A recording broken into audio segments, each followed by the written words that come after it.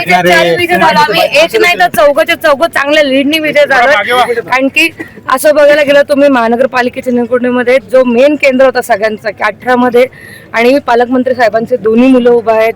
18 मध्ये येऊन काय काय बोलल्या गेलं आमच्या विरोधात. पण आज तुम्ही बघू शकता आम्ही 4च्या 4 सीट जिंकून आलोय आणि 29चे पण 3च्या 3 लागलेले आहेत. म्हणून आम्हाला आनंद डबल झालेला आहे की जे आम्ही बोललो होतो ज्याच्यावरून टीका केली जात होती की त्याच्यामुळे युती तुटली, पण आज 30 सीट शिवसेनेची आहे हे आम्ही दाखवून दिलेलं आहे.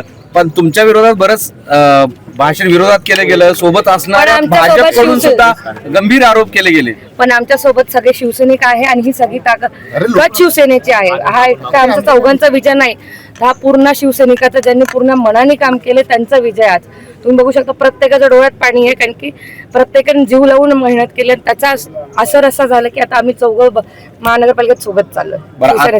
आता सोबत महानगरपालिकेत चाललेत. महानगरपालिकेत जात असताना काय विचार आहे की काय स्वप्न आहेत की काय करायला हवं? नाही, आम्हाला असं काम करायचं की पुढच्या 5 वर्षांनी आम्हाला लोकांकडे जायची वेळच नाही.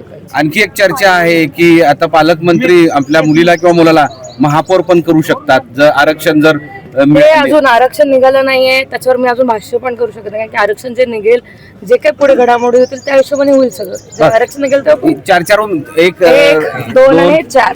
अच्छा, हे 4 हे पूर्ण. आपल्या सोबत संजय